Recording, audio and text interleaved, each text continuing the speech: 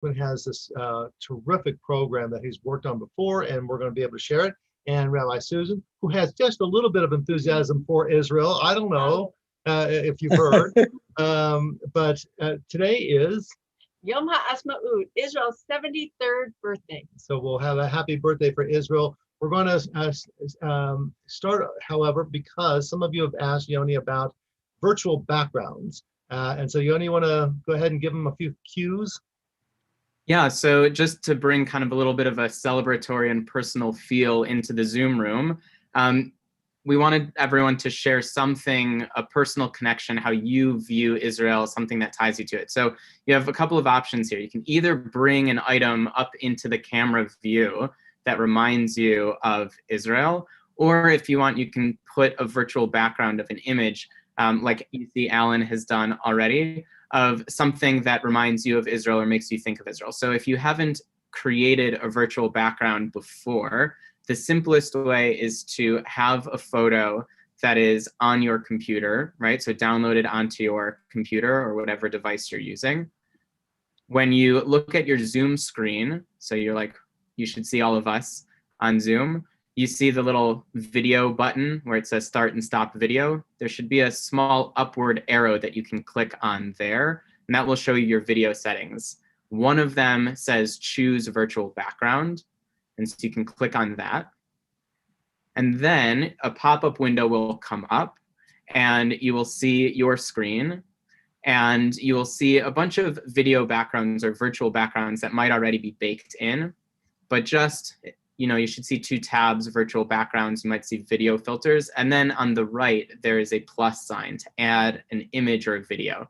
And you basically click add image and you find the file on your computer and you select it, and then that will become your virtual background. So it might take a second just to play around with it, but those are the steps. So again, opening up your Zoom settings, you'll see on a tab for choose a virtual background or backgrounds and filters, and you will be able to then add an image from your computer. So the photo that you're sharing has to be saved on your computer somewhere. And so you add image, you find that image, and you select it. So I will do that in a second, but as you find that and put it up, it would just be nice for everyone to share a little piece of what they think of, what you think of when you think of Israel. Just share that on the screen. Okay. Yoni? Yes. I tried to put a virtual background on about a half an hour ago, a photo, and I couldn't size the photo to make it fit the screen correctly. So is there a trick to that? It was like a vertical photo of myself in Israel, and it cut my head way off, or then it cut my feet off, or whatever. Yeah, no, there's unfortunately no way of doing that. I usually have to go in beforehand and edit the image size so that it crops and fits. Unfortunately, right, the easiest photos to use are horizontal or landscape. So Linda, you have to go back to Israel. We'll take pictures of you horizontally. How's that? I'll have to turn your phone and take the pictures that way. That would be great. Good. So it's a lot of Torah, and one of the things that Yoni has shared with us is for us to be able to share some of the things that are very personal to you. That's also Torah, because Torah is the chapters of our story, connecting with God, with our people, with our faith. So we say a bracha. Baruch atah Adonai Eloheinu melech haolam, asher kiddushanu b'mitzvotav v'tzivanu la'asok b'divrei Torah. Praise are you, Adonai, our God, creator of the universe, who sanctified us with mitzvot and who has commanded us to engage with words of Torah. And we have Susan and I are going to steal in real quick for a couple of the items. I know, Jane, you showed little Chams and others as well. Real quick, because we want to get on to our program, but this Sunday, we actually have our JNF breakfast, and this little pushki box is certainly one of the first ways in which we connected with and helped to redeem the land of Israel. And I have my milk pitcher, which served me in good stead during 1982-83 when I was a student at Hebrew University of Jerusalem. But Israel would not be Israel without your kumkum. Okay, who else? Who else? Jane, why don't you show up your Chams? Beautiful. Good. It's a Kabbalistic sign. Oh, Barbara has one too. couple is a sign of God's presence. A lot of you, the Grazis have their pictures. Our goat farm. Our goat farm, how wonderful. And we have some backgrounds as well. Linda has shards. Oh, pottery Yeah. shards that she found. And Wendy, what is that? Go on and mute and tell us what it is. You have to unmute though. Wendy, unmute. This is from 1968 when I studied in Israel for a year. Wow. Let me decline this. And I also wanted to show you my college paper. Can you imagine how old I am? Yay. I mean, Wow. typed. So anyway, I've got art in the house, but I thought this was the most ancient. Very cool. Ring I wear every single day. So those are things that remind us physically of our time in Israel, and may there be many, many more opportunities as well.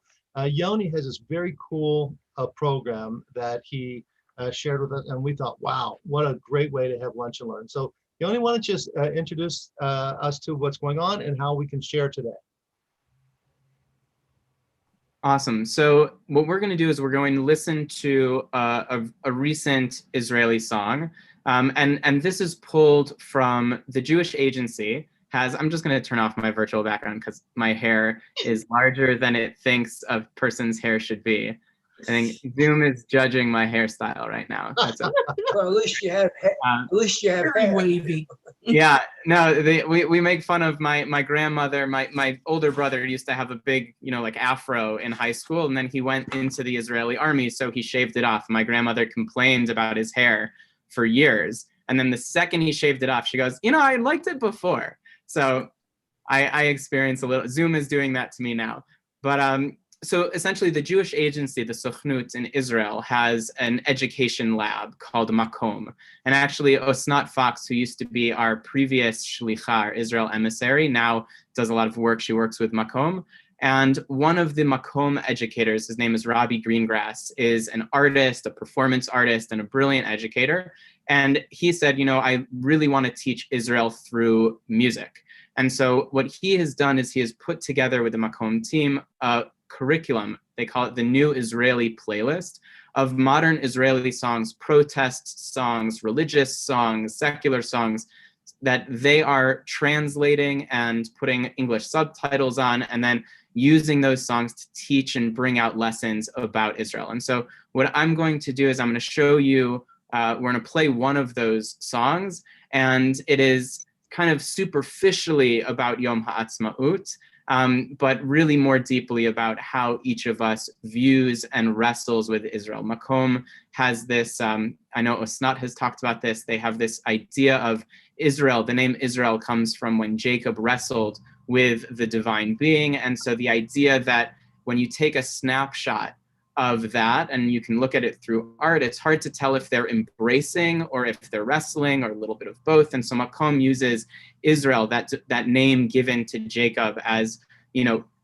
Israel education should be embracing and wrestling and touching and getting dirty with Israel. And so that's kind of the perspective through which that Makom curriculum operates. So before we get into the song is written and performed by Ehud Banai. Ehud Banai is an interesting Israeli musician because he grew up in a very religious family, and also a family of performers. So in his music, you get all of those bits. You get the performance element, you have the Israeli piece, and you have religiousness. And so also the rabbis are going to be very helpful in breaking down some of the religious allusions in the song that we're going to listen to. So I just want to show you, because it's Lunch and Learn, I just want to show you that when Rabbi Greengrass and the Makom people introduce Ehud Banai, they introduce him using a piece of Talmud that Ehud Banai is clearly inspired by in the way that he understands Israel. So the story shows up in different versions in different places, but it's this very common story here in Chagiga of the four who entered the Pardes, the orchard, right? So you have four who enter the Pardes. You have Ben Azai, Ben Zoma, Acher, who is another name for Elisha ben Abuya, and Rabbi Akiva. And basically the Pardes is like a metaphor that can mean a lot of different things. It can be what heaven is like, or what the Garden of Eden is. It can also mean what it means when you engage, when you learn Jewish mysticism. And basically, they have 4 different reactions. So Ben Zoma looked and died, right? Ben Azai looked and died. Ben Zoma looked and went insane. Acher chopped down the trees, and Rabbi Akiva went up and down totally safely. And so basically this idea of Israel being this pardes, right? Some people, when they engage with Israel, they they view it as beautiful and positive and they thrive. Others, they engage in the depths of Israel and they, cut themselves off. Others can't handle it. Some go insane trying to fix it, right? So it's this idea of the 4 who enter the pardes is kind of the way in which Ehud Banai views Israel. So I want to play for you just a little bit of the introduction. I'm going to stop the share and then reshare showing a video, but just a little bit of Rabbi's explanation of how that story makes its way into Ehud Banai's understanding of Israel. So I'm going to share my screen. I'm going to mute myself. I'm going to share the sound. So many things that need to be done. First of all, in many of his songs, he experiences Israel and living in Israel as this strange toggling between living in exile and coming back to the Holy Land. Is this place heaven? Is it earth? Is it a connection to the ancient history of the place, or is it a connection to here and now and the very real present? It's a constant toggling without a decision necessarily being made. There's always danger or even death in Banai's Israel. We're always in transit. There's always a journeying. There's always on the way. We've never quite arrived in Banai's Israel. Banai himself is not always clear whether he's dreaming this place or whether it's reality. And our final theme is in relation to Banai's role. Is he a Rabbi Akiva figure, taking us round carefully and offering us wise advice? Or is he the other? Is he the dangerous one? Is he the guide? Or is he the iconoclast? And overlaying these main themes, all of which we can find in this Talmudic text, is this feeling that Israel is sui generis. It's not like anything else. And bringing comparisons from the rest of the world are rarely helpful. It's like this, it reminds me of that. Well, it may well be, but it might be that these comparisons distort rather than illuminate.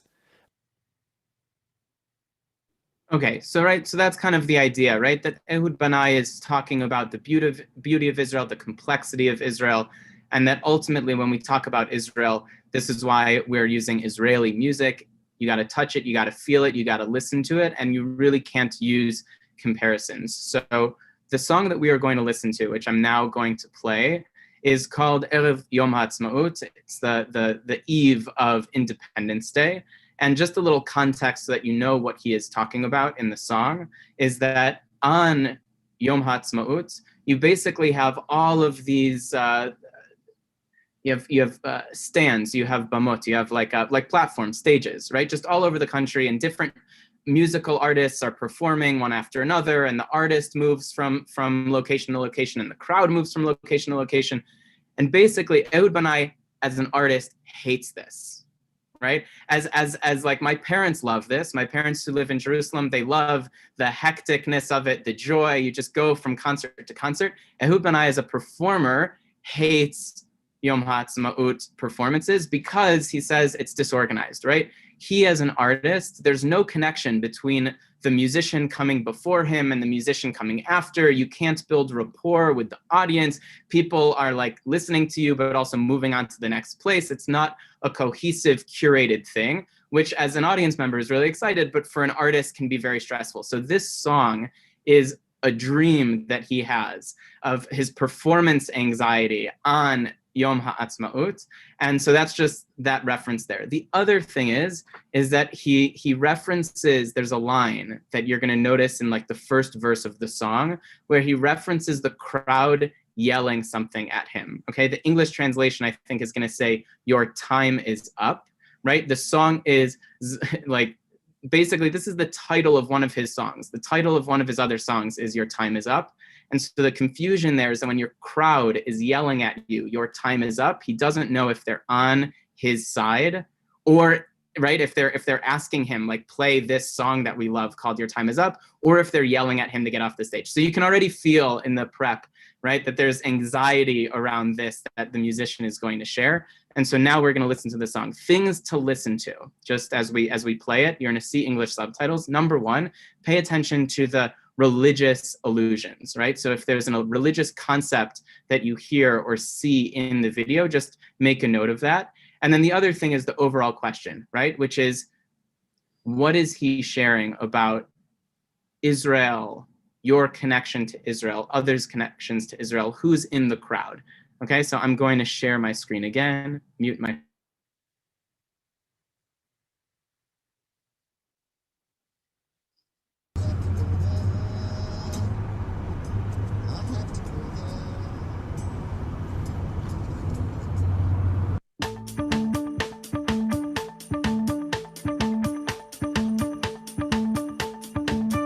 מדלג מבמה אל במה, זיקוקים והרעש בכל פינה, המקטיר עולות וזבחים, ערב יום העצמאות למדינה.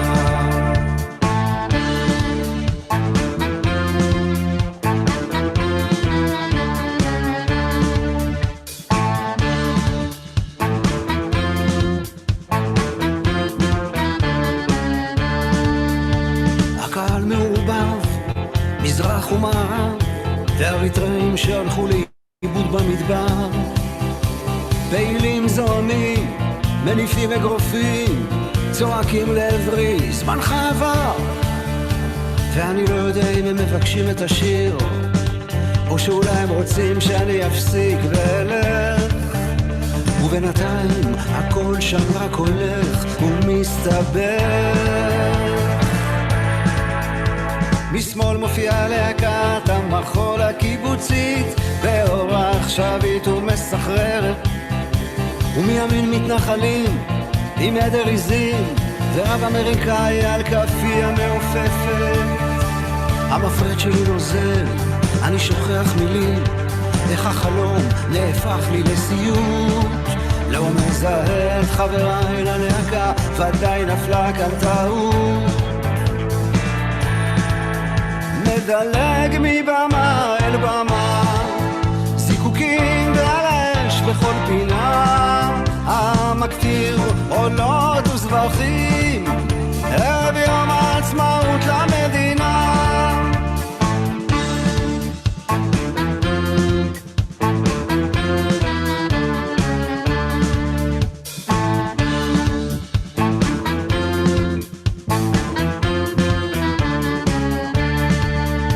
מקהלת הקשישים מניפה פטישים, על הנוער העובד עם החרמש בקמה. אם משם מופיעה שיירה של גמלים, יחידת צנחנים מסתערת על הבמה. מישהו קם ושואל למה לא אומרים כאן הלל, ומישהו אחר אומר לו לא הלל, תחנון. ורפר בדואי עולה לבמה וצועק אינטה ואינטה ואינטה ואינטה מג'נון.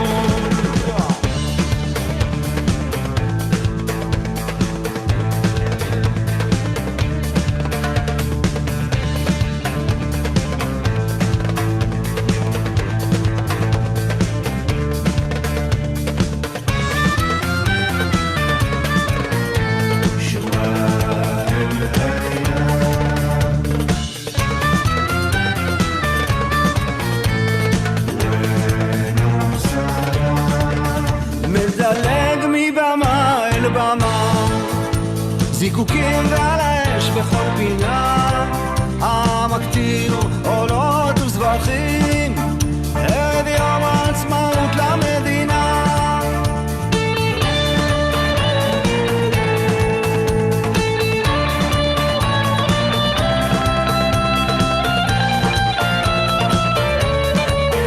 ערב יום העצמאות למדינה.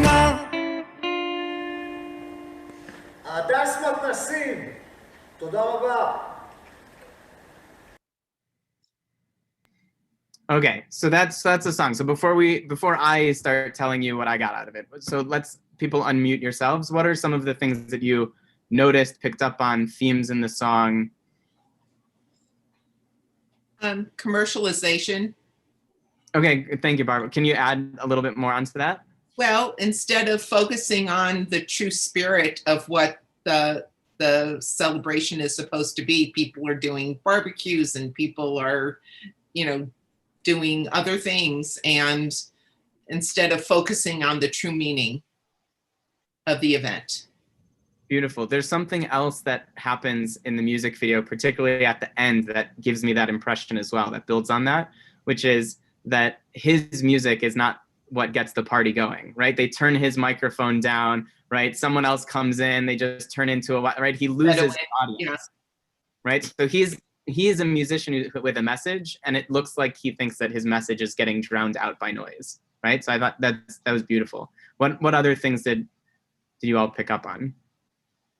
One of the things I notice is, despite the message of the music itself is very upbeat, and I really like it, actually. Yeah. That's what I'm seeing. Beautiful, right? He's playing with, and again, this is a dream, right? You notice like the guitar turned into a broom, right? You've got kind of this absurdism that he plays with throughout the song, and that's a beautiful way of, right? It's an upbeat song where he's sharing a lot of stress and anxiety. All right, what are some other things, particularly around what his message is and how this ties into his view of Israel, maybe your view of Israel? I think he's thinking that everything is disconnected when everything should be together. He says, where is the peace? What's the whole purpose of this? Right, and who is it that sings Where is the Peace? The Arab. Good, right? The Bedouin rapper, right? And so right before that line, and maybe rabbis, I can cue you up, right before that line, the debate that's happening is some people are saying you should be singing Hallel, and some people are saying, no, you shouldn't be singing Hallel, you should be singing Tachanun. So rabbis, what's going on there? Well, Hallel is the Psalms 113, 118, which we sing at the time of the festival, which we bring the offerings in the Levitical choir, would sing Hallel. We still do to this day. It's times of psalms of great celebration and joy. And Tachanun are the additional prayers we say at the end of our daily worship, not on Shabbos, but on the daily worship, that are really muslichot. They're prayers of confession of sin and of concern and expression of our lack of living up to the ideal. So Rabbi Susan, why is that a debate that comes up in Israeli society around Yom HaAtzmaut? Well, it has to do with, should Yom HaAtzmaut even exist? There are those who believe regarding Hallel that this is a reason to celebrate, that the existence of a modern state of Israel for sure is a chag, that we should be reciting psalms of praise. Thank God we have a Jewish state where there are some people in Israel and outside Israel who believe that the Jewish state should not exist until the time of the Messiah. And this is not a day for celebration, this is a day for sorrow. And so those would be the people who would be reciting Tachanun and not engaging in any kind of celebration, because they do not believe that a political independent state should yet exist. Beautiful, right? So the Bedouin rapper cuts off that debate and saying, where's the peace, right? He's like, how are you, all of you Jews, right? You've got kind of, I'm gonna super simplify, right? You kind of have in this song, you have in that moment, 3 types of Jews, right? You have the religious Zionists who are saying we need to sing Hallel. You have the ultra-Orthodox who aren't, of the subset of ultra-Orthodox who are not into the idea of a Jewish state, who are saying, don't sing Hallel, this isn't like a happy religious moment. And then you have the silent third group of secular Jews who don't even know that the debate is happening, right? Who don't even realize that that's a thing, right? And so you've got these different groups of Jewish communities debating about Yom HaAtzmaut, this day when everyone should be celebrating, and to an outsider, right, to the Bedouin rapper, right, he's like, if you all don't have peace within yourselves, how are we going to, move forward in a broader sense? What were some of the other groups earlier in the song that he just notes are in the room, right? So again, it's like there's a party going on. Who's in attendance? Wendy, you're our kibbutz person. What did he mention?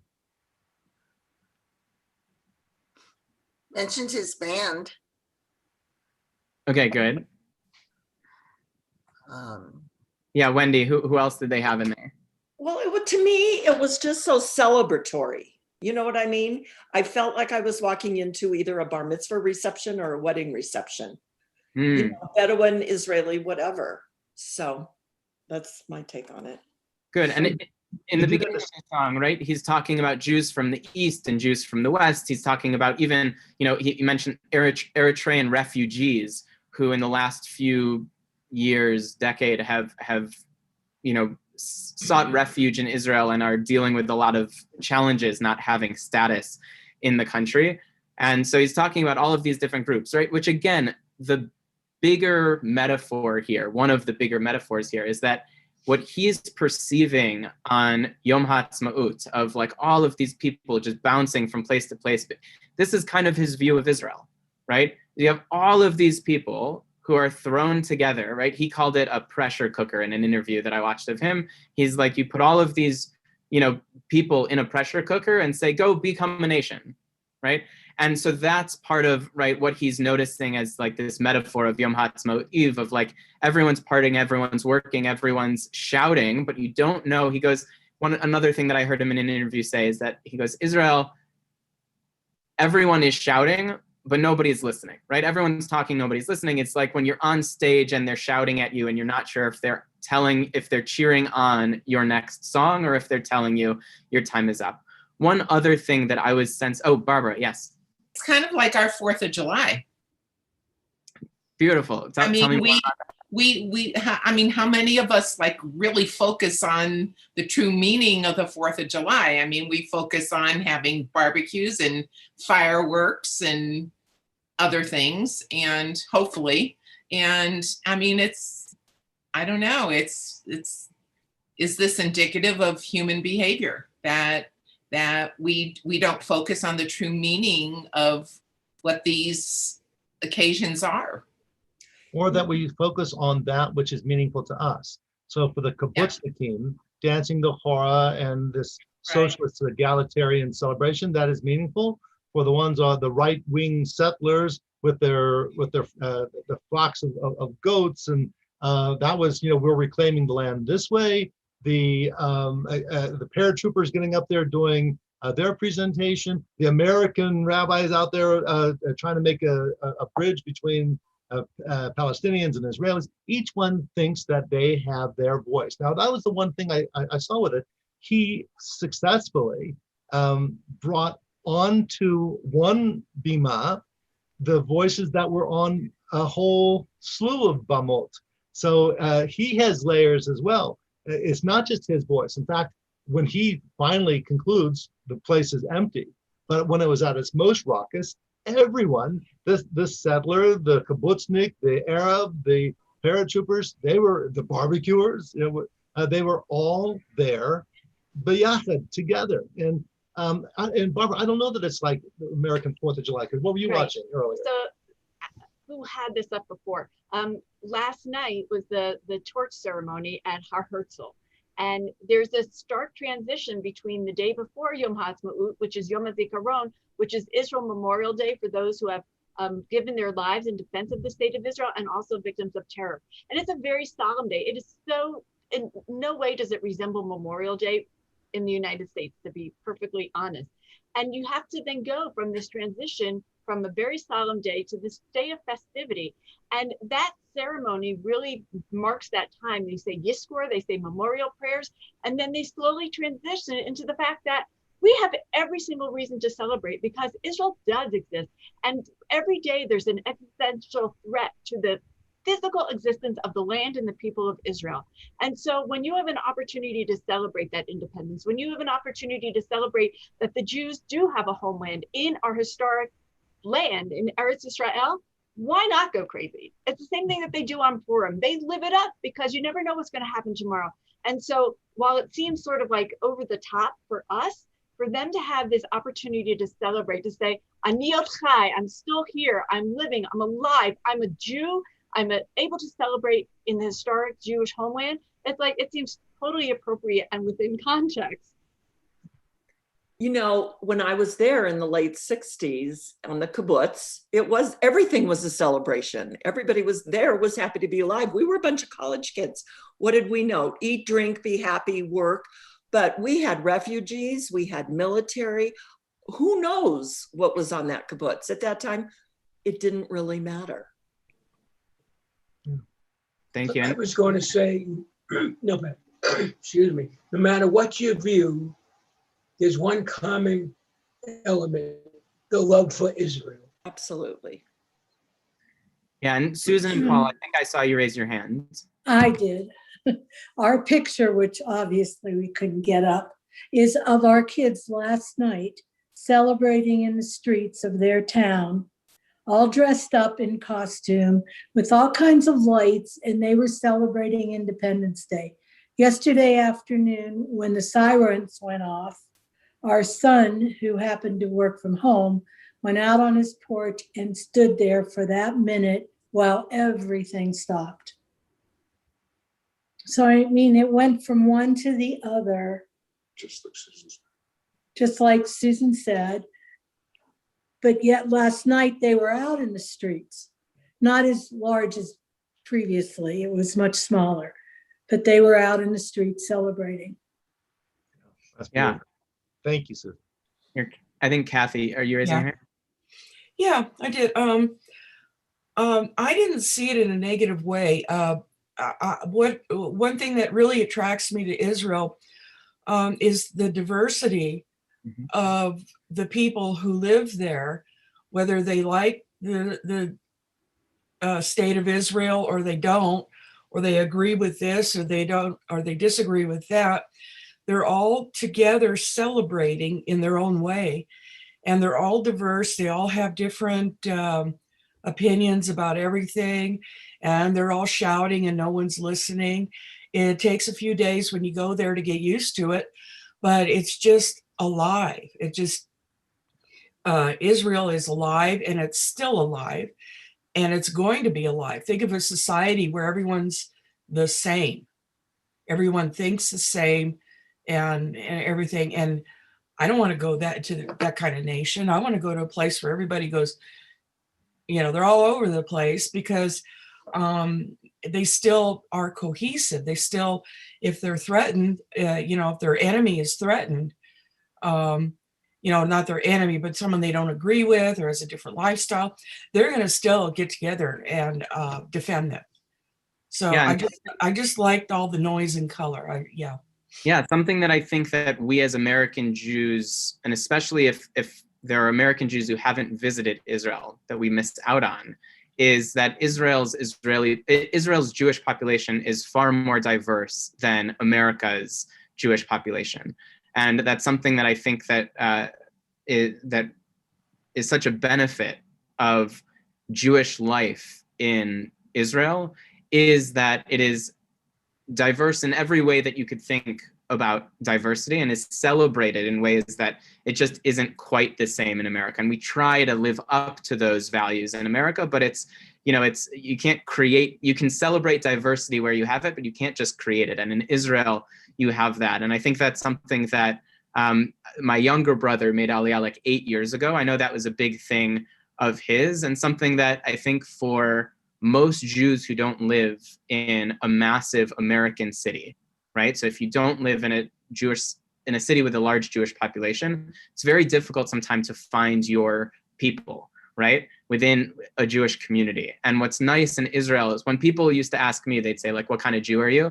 And I was like, I don't think that there's a category in America that would describe me, but there's certainly one in Israel that would. And I know that was something that appealed to my brother, was that you can have all of these seemingly conflicting views, that in Israel, you have enough people, you have a diverse and large enough Jewish population all in one place that you can find your people very, very easily.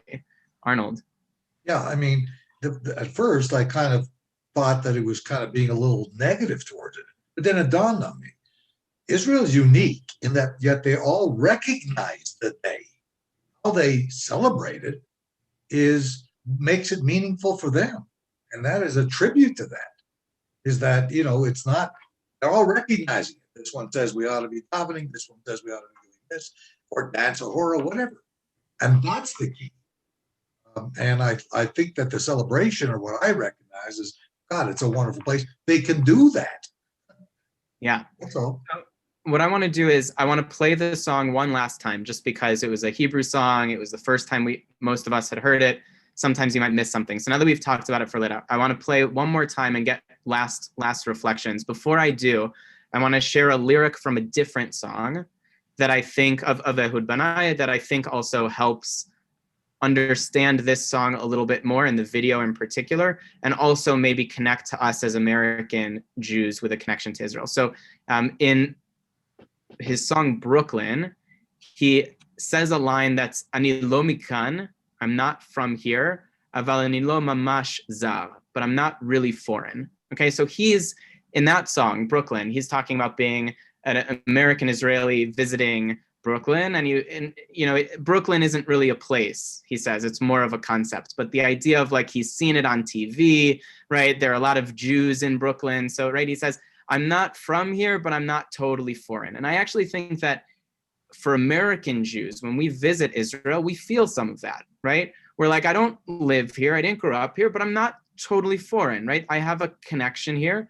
And sometimes you have that tension. And what I find interesting in the video is that I think you see that even in himself, right? Even as someone who grew up in Israel, when he looks at that stage, and I think there's a little bit of, maybe I'm projecting, a little bit of a generational conflict as well. You see him and some of the younger folks in there, and he kind of feels, he talks about like the young activists, and he's maybe an older activist, and he's got wisdom and patience, and he's, his temperament is different from a young activist. I think there's a little bit of a generational conflict there, but in general, I think you see in him that feeling of, I'm not from here, but I'm not totally foreign, right? And that even as an Israeli, he feels that. There's connection and also a little bit of disconnection all happening at the same time. So I want to play the music video just one last time, and then final reflections, and then I'm going to turn it back over to the rabbis.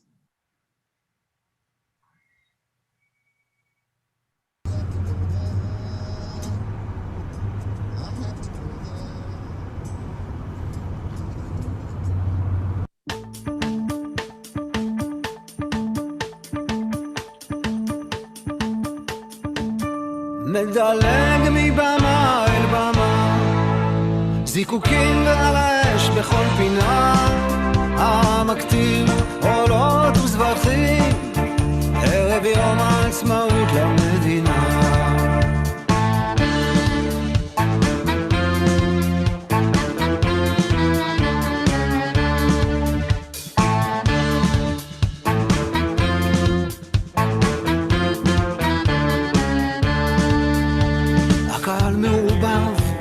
מזרח ומערב, ואריתראים שהלכו לאיבוד במדבר, פעילים זועמים, מניפים אגרופים, צועקים לעברי, זמנך עבר. ואני לא יודע אם הם מבקשים את השיר, או שאולי הם רוצים שאני אפסיק ואלך, ובינתיים הכל שם רק הולך ומסתבר.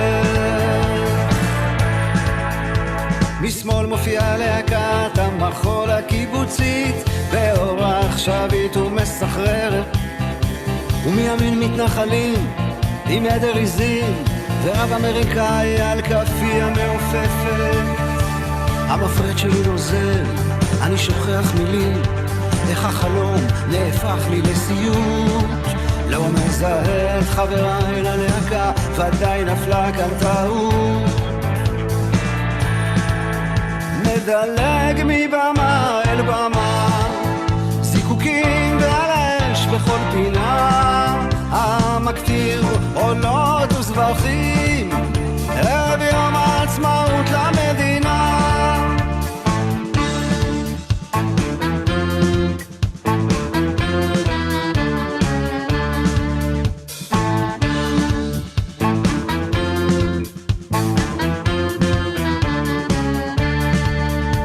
מקהלת הקשישים מניפה פטישים על הנוער העובד עם החרמש בקמה.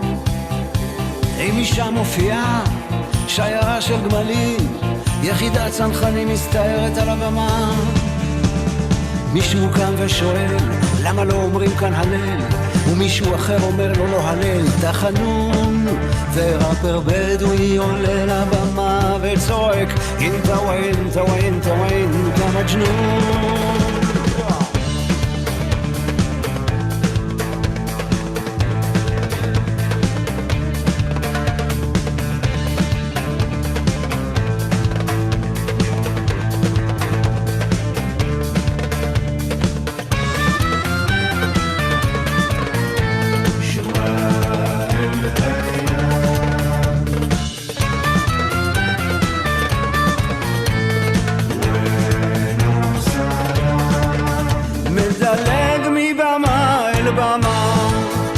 זיקוקים ועל האש בכל פינה, המקטיר עולות וזבחים, ערב יום העצמאות למדינה.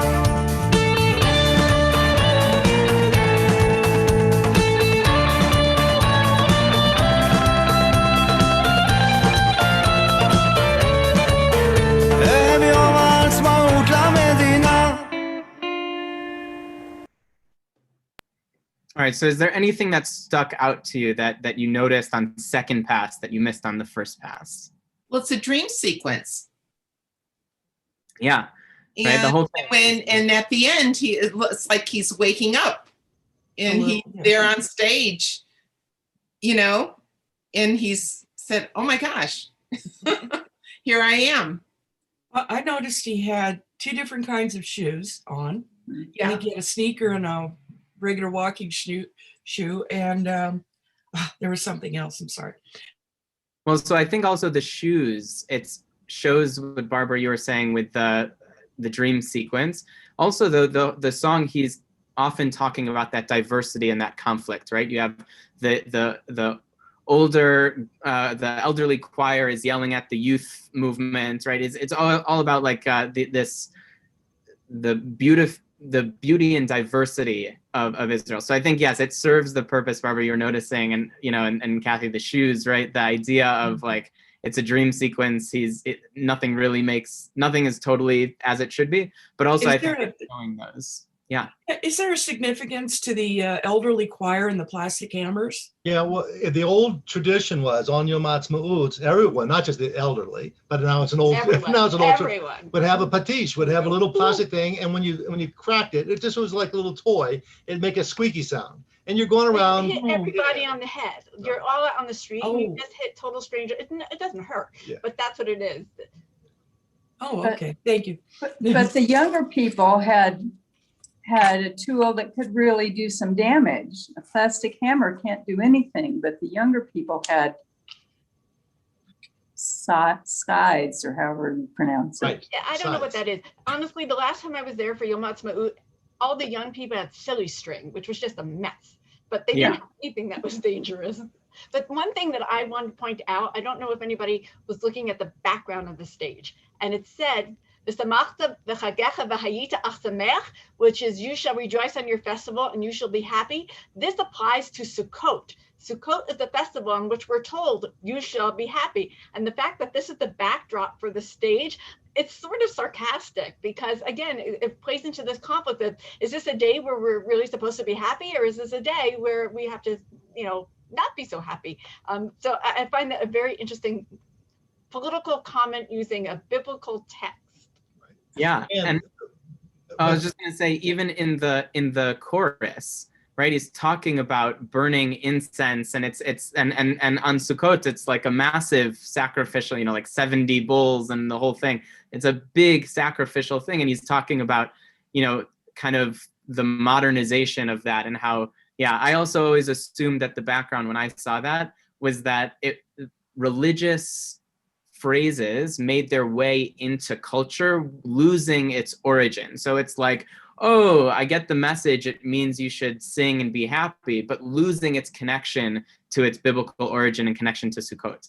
I love that. But with the festival of Sukkot, that was also the dedication the time of dedication, both the first temple by Solomon and the second temple by Ezra and Nehemiah. So there's a nationalistic aspect to Sukkot. One thing I wanted to throw. But before you go on, the whole idea with the incense on Yom HaAtzmaut, the day the whole country smells like it's burning because everybody's having a mangal, they're having a barbecue in the park, and so the country smells because of the charcoal. It smells good. Also, where'd Mike go? There we go. So Mike's there eating. Speaking of smells, we're in Abu Shukri. That's an old. It's an establishment in the old city of Jerusalem that they claim to have the best hummus in the world. And the guy behind Mike is our guide, our Israeli guide. It was great. I loved it. So one of the things, again, Yoni, you pointed out this a little bit as well. Is it a day of, from the song of Hallel or Tachanun?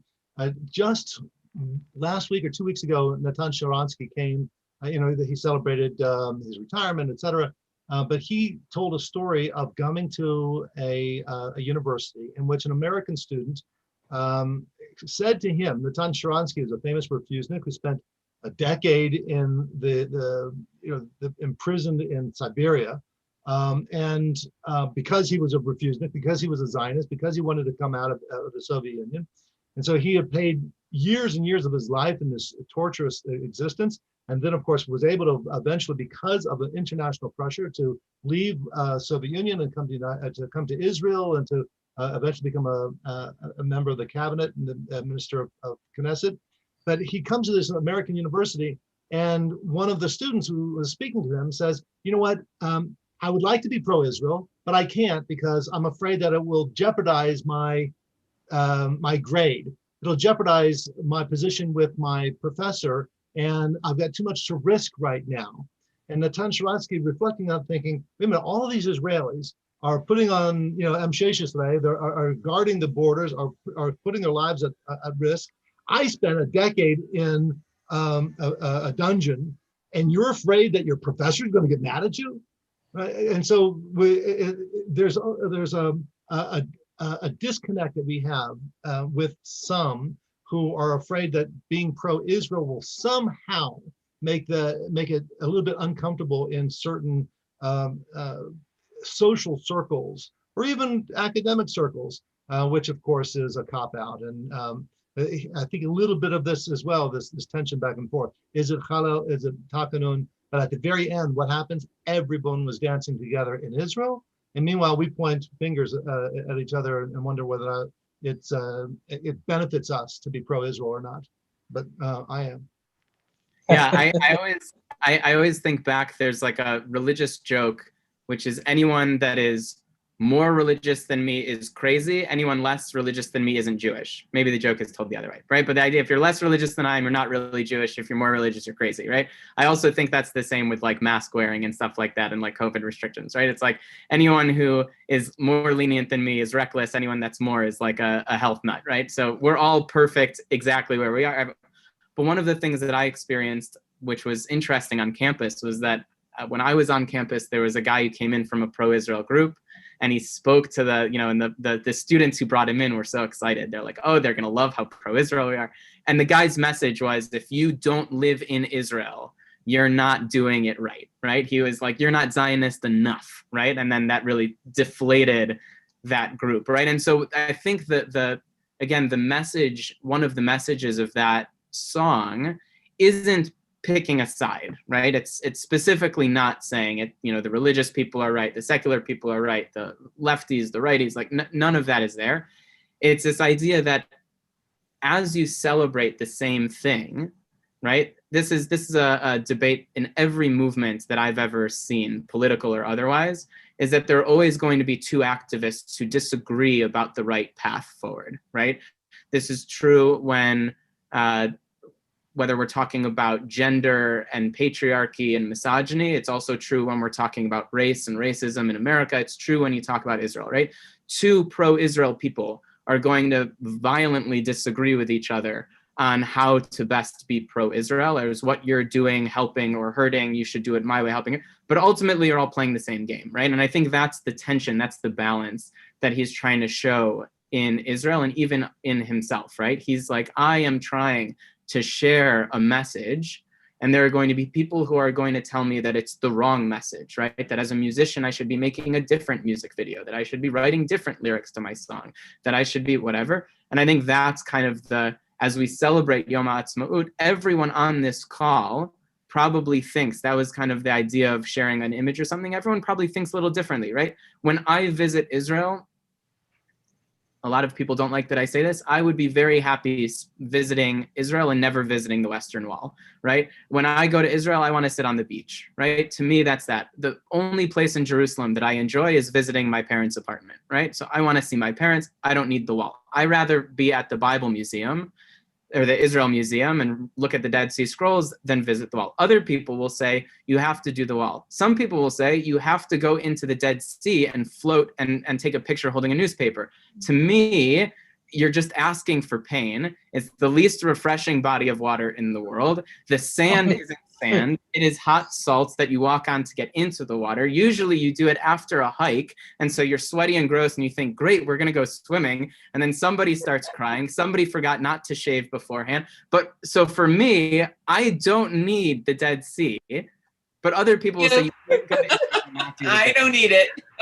Right? But you know what though? I have friends who hate the Dead Sea and they still go every year because they say, I can't not do it. And I know it's gonna hurt, but I can't not do it. And I think that's a big message of this as we celebrate Yom HaAtzmaut. Everyone has a different idea of what's beautiful about Israel, what is best about Israel, what is challenging, what we should fix, what we should enhance. And I think that's the song, is holding that tension and not letting it go. And even that question of, do I like this dream or not, right? He had that sentence, is this a dream or a nightmare? It's like, do I even enjoy this dream, or what is going on? And I think that's just an important thing to hold. Yoni? Oh yeah. In the video, there was a segment where one of the guys was sweeping the stage in the middle of the whole thing. Mm-hmm. And I'm wondering what there had to be some significance in that. Yeah, I think he must have been a religious school teacher at some point, because that's the feeling that you get as you're teaching, is that they're like turning off the lights on you as you're still going. No, I think it's, for me, I read that as that his time is up. People are just not interested in his vision anymore. And that when he was a younger artist, people enjoyed his take, and that now they're cleaning up while he's still talking. That's just how I read it, but I'm sure he interprets it in a personal way. We have a couple of the Jerry, Barbara, go ahead. Yeah, this young man who I've gotten to know in Israel, who I meet with on a regular basis, the bond of all Israelis, according to Moshe, is existence. And he said that existence is so strong that it is, from his perspective, and he is, I guess he's modern Orthodox, maybe a little beyond, but he said it's the strongest tie that pulls the Israeli people together. Yeah. Yeah, Jerry? Yeah, in 2006, we were taking our longest Israel tour that we had ever taken. It was 19 days, I believe. So I always get there like a few days early because my friends live there and I always spend time with them.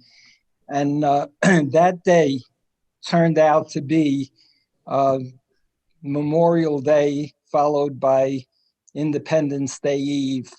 And we were struck by how the entire country came to an absolute standstill on Memorial Day. But that night, we went to my friend's place, and he lived not far from the square, Tel Aviv Square. So he says, we'll have dinner at the restaurant next to the square, and then we'll go and celebrate. So we go over to get in there, and there are people stopping everyone, checking your bags, checking your fanny packs, making sure that you don't have anything on you of danger. While we were eating, they were coming around and picking up all the garbage cans so that they couldn't put a bomb inside them. And I think back at that now and see people saying, they're taking away my rights because they make me wear a mask. I mean, it's just so absurd, that people don't understand the big things from the little things. And it was just the most wonderful experience we ever had. These kids had 12 or 15-inch cans of shaving cream. And as you're standing there, they're spraying everybody. It didn't matter if you were one of the adults, one of the kids, whatever. Everybody got a part of it. They had their dogs there. I mean, it was just such a celebration that, to this day, still has such a warm spot in my heart that I actually got to spend those few extra days in Israel. And those are good days to spend. I think something that we don't experience, and I know Rabbi Susan, you talked about this also, I think that there's a deep psychological wisdom in celebrating Memorial Day and Independence Day. And I think that the intensity of those emotions are not coincidental. I think that when you, as a country, fully feel the depth of an emotion and you create time to do that together and you allow the emotion to, you don't try to suppress it, you don't try to mitigate it, you fully feel, right? The whole nation stops and listens to that alarm, right? That blast, right? Everyone gets out of their car, everyone stops what they're doing. You are given a moment to 100% feel the feeling. And then it's also not surprising that the celebrations are so joyous as well. I think a lot of people think, how could you transition so quickly from feeling deep sadness to deep joy? I think it's just you're feeling depth of emotion, and that translates in both places. And I think when I was a kid, I thought that Memorial Day and Labor Day were just days that mattresses went on sale, right? I think that there's something serious to saying we're going to put these meaningful, deep holidays back to back. We're going to allow everyone in the country to feel the full arc and depth of that emotion from start, middle, and end. And then you can sum up. And by the time you've celebrated Memorial Day and you've given it a real full day, then it's appropriate to start the next. And I think it's a cool thing that I had never experienced before being in Israel for a year. And I'm so glad that in 20 days you got to experience that. Yeah, I wanted to, because there's not a binary experience. It's not a sad and then happy. There is a combination, and that goes back to our ancestors as well. Most of you know, of course, on Shabbat or the festivals, at the time of when we sing Birkat HaMazon, the grace after meals, we start with Shir HaMalot, Psalm 126, and it says there's times in which we're sowing with tears, but we will reap with gladness, and it's a psalm that is sung by pilgrims as they are going up Shir HaMalot, a song that we are singing as we are making ascent up to Jerusalem. Pilgrims have traditionally sung this. When we take our groups to Israel, we always sing Shir HaMalot as we are coming up to Jerusalem. So I wanted to conclude, first of all, thank you, Yoni. You're magnificent, an incredible educator, and we look forward to many other times in which you can share with us. This was brilliant, what you put on today. But I wanted us to conclude with Shir HaMalot, so we can all see that it's not what our popular Israeli singer was singing, but it's reflective of it as well, the two. And then, of course, I wanted to conclude with Hatikva. So, Yoni, if you can put me on to screen share, and I will bring this up. I'll make it a little bit larger as we sing Shir HaMalot v'shuv Adonai et Shivat Zion hayinu kechol az yameis tovinu u'shonenu rinam az yamro v'agoyim igdil Adonai la'asot melech igdil Adonai la'asot imanu היינו שמחים, שובה אדוני את שיבתנו כאפיקים בנגב, הזורעים בדמעה ברינה יקצורו, הלוך ילך ובכו, נושא משך חזרה, בויה בויה בו ברינה, נושא אלומותיו. Again, this was written by our ancestors when they were in exile, when they were on the banks of the rivers in Babylon, longing for the time when they could go back to Jerusalem. So it says, as we read together, a psalm sung when the pilgrim went up to Jerusalem. When Adonai restored our exiles to Zion, it was like a dream. Then we laughed and sang joyous songs. Once it was said among the nations, Adonai has done great things for them. Indeed, Adonai does great things for us, and we have rejoiced. Restore us, Adonai, like the streams in the Negev desert. Those who sow in tears shall reap in joyous song. One who goes along weeping, carrying the seed bag, will come back with songs of joy, carrying sheaves of grain. And then finally, Kol od belevav b'nima nefesh Yehudim oima Ufate mizrach ayel Zion Moshiach Olam